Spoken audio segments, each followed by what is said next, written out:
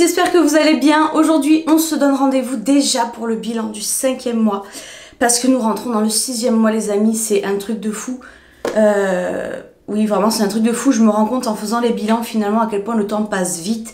Et de se dire qu'on en est déjà au 6e mois et que à peu de choses près, on sera déjà au 3e trimestre, franchement, ça me fait quelque chose.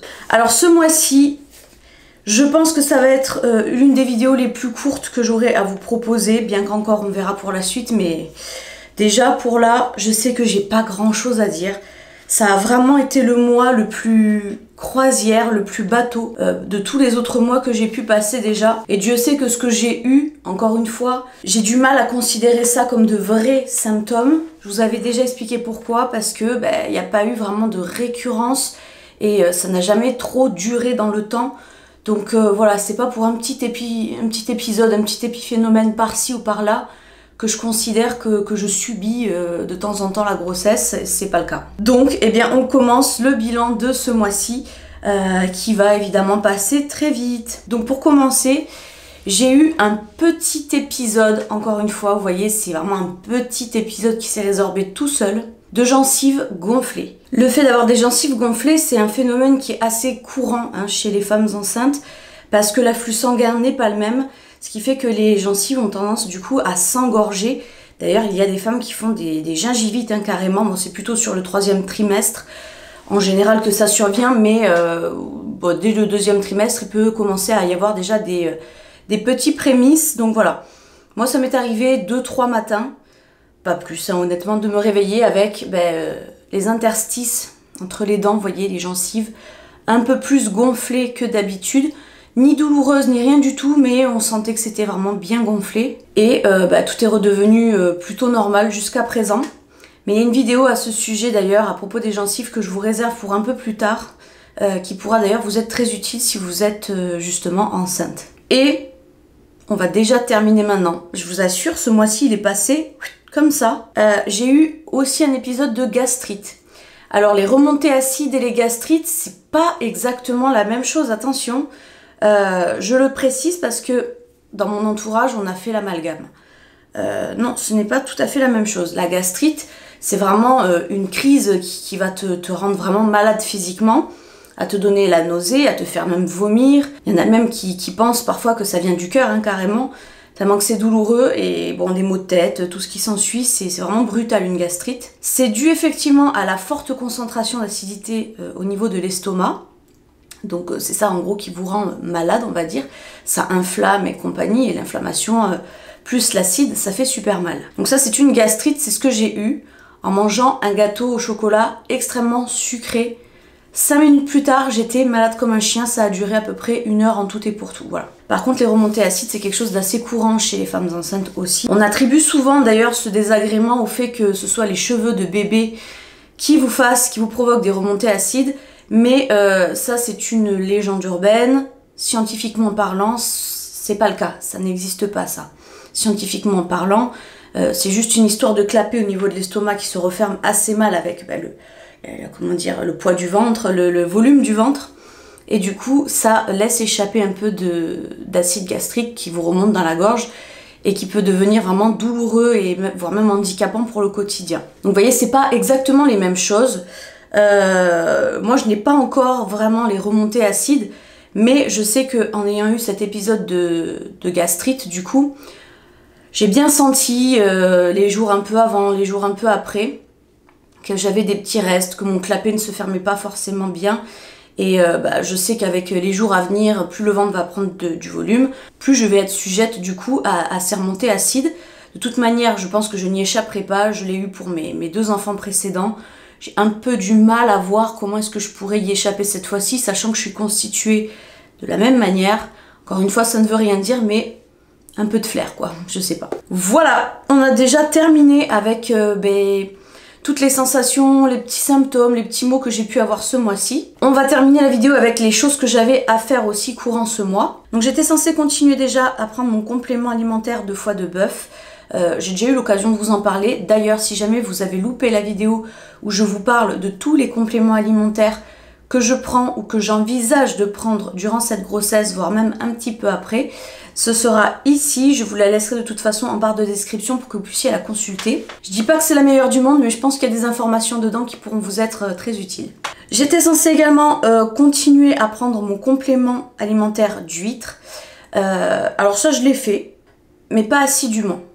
Donc voilà, pas très assidûment, mais je l'ai fait quand même. De toute façon, j'avais dit que je le prendrais un jour oui, un jour non, un jour oui, un jour non. Parce que j'avais un peu peur de la concentration en iode, je voudrais pas que ce soit trop en fait. Donc je faisais un peu en alternance. Mais il y a eu des fois où vraiment j'ai dépassé le un jour oui, un jour non. Donc pour ça que je vous dis, je l'ai pris, mais pas très sérieusement comparé par exemple au foie de bœuf où j'ai été quand même assez carré là-dessus. Ensuite, j'étais censée prendre des vitamines que m'avait prescrit mon médecin mon gynécologue, pardon. J'étais bien motivée pour le faire, mais en fait, je me suis rendu compte que, enfin, vraiment, moi, je fais partie de ces gens qui pensent que trop de compléments alimentaires, c'est pas forcément nécessaire et j'ai un peu peur de trop en prendre en étant enceinte. Donc c'est pour ça que je me suis un peu mesurée, je me suis dit bon, qu'est-ce qu'il me propose dans son cocktail de vitamines. Les vitamines, ok, c'est vrai, ça peut être bien de prendre des vitamines, mais si tu fais quand même un minimum attention à la façon dont tu manges, on ne devient pas carencé comme ça en fait. On a trop tendance à croire, avec tout ce marketing et ce commerce autour de la santé et du bien-être, qu'on est toujours amorphe, qu'on est toujours pas bien, qu'on est toujours carencé en tout. Le corps est quand même une machine relativement bien faite. Donc, pour ce qui est des vitamines, en tout cas, c'est vraiment le complément alimentaire, en tout cas, qui m'a tiré un peu moins. Parce que pour moi, la vitamine, on en aura à peu près toujours. Voilà, on a vraiment accès à des fruits, à l'alimentation qui peut nous permettre de toucher ces vitamines du bout du doigt. Par contre, après, il y a des minéraux, des oligo-éléments et d'autres sortes de vitamines peut-être qui sont un peu plus combustibles, que le bébé va consommer davantage et qui sont un peu plus difficiles du coup à tenir dans votre corps. Et typiquement, tout ça, je l'avais à peu près assuré de mon côté avec les compléments alimentaires que j'avais déjà précommandés. Donc c'est pour ça que à la réflexion, je me suis dit non. Si c'est pour avoir des vitamines plus du fer, alors que le fer, je l'ai déjà dans le complément de foie de bœuf, c'est pas la peine. Il y avait de l'iode aussi dans son cocktail, mais bon, l'iode, je le prends par les compléments alimentaires d'huîtres. Je voulais pas que ça fasse trop, encore une fois. Ensuite, j'avais rendez-vous du coup pour faire la T2, donc le bilan du 5e mois, qui consiste à prendre toutes les mesures, à scruter vraiment bébé de A jusqu'à Z, de bien vérifier s'il n'y a pas d'anomalie au niveau du cœur, des ventricules, s'il n'a pas de malformation physique, s'il a bien tous ses doigts aux mains, aux pieds, si les jambes vont bien, la taille. On revérifie encore un tout petit coup la nuque en plus. On mesure le crâne, on mesure absolument tout sur votre bébé, même la taille de ses petits pieds s'il vous plaît. J'ai appris que les pieds de mon bébé faisaient 4 cm, ça m'a tellement étonnée. Je pensais qu'il faisait au moins moitié moins, c'est la façon dont je l'imaginais, mais il est bien plus grand que ce que je pensais en fait. Donc ça a été fait. Bien souvent, c'est aussi à ce moment-là qu'on vous fait l'échographie en 3D. J'ai été un peu déçue, j'ai pas eu la mienne. J'ai pas eu mon écho 3D parce que, d'après ce que m'a dit le docteur que j'ai vu le lendemain, en fait, l'écho 3D n'est pas systématiquement proposé aux parents parce que, en fait, on vous fait pas une écho 3D pour le plaisir de vous faire plaisir. C'est un bonus, mais c'est surtout à visée médicale à la base pour bien vérifier qu'il n'y ait pas de bec de lièvre ou de malformation physique ou genre anatomique, j'en sais trop rien. Du coup, j'avais attendu toute l'échographie qui durait une bonne demi-heure. Je pensais qu'on me gardait le meilleur pour la fin, vous savez. Et non. Et ça m'a beaucoup étonnée parce que ce gynécologue-là m'avait déjà suivi pour les T1, T2, T3. Il y a 6 ans en arrière pour ma fille et il m'avait proposé du coup la 3D sans même que je ne la demande. Et là, ça m'a vraiment étonnée en fait qu'il ne le fasse pas. Donc j'en ai parlé le lendemain à la nouvelle gynécologue et elle m'a dit oui, je le connais très bien ce docteur-là. S'il vous l'a pas fait, c'est qu'on ne voyait pas. Voilà, il vous l'a pas fait parce que c'était juste pas possible.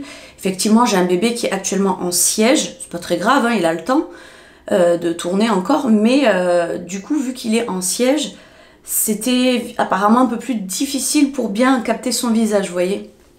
Donc bon, c'est pas grave. j'aurais vraiment aimé l'avoir, cette échographie 3D, pour partager ça avec mes enfants. Et surtout parce que comme je sais que c'est mon tout dernier bébé, je voulais au moins avoir ce tout dernier souvenir, vous voyez. Donc j'ai décidé de ne pas m'acharner à forcer pour l'avoir. Cela dit, je vais quand même peut-être réfléchir encore un petit peu, pour les raisons que je viens de vous dire, mais voilà, après j'ai pas envie de l'exposer trop non plus aux ultrasons, là, aux rayons, avec trop d'échographie. Déjà, je trouve que je suis beaucoup suivie. Ouais, je voudrais quand même éviter, mais bon, je suis encore un peu tiraillée, je ne sais pas. Et ensuite, il y avait donc le fameux trouver un nouveau gynécologue. C'est la raison pour laquelle, dès le lendemain de ma T2, je suis encore allée consulter un gynéco. Donc pourquoi est-ce que ça s'est passé comme ça? Ça s'est passé comme ça parce que, si vous voulez, le gynécologue que j'avais actuellement accouchait en fait dans une clinique qui ne m'inspire pas trop confiance.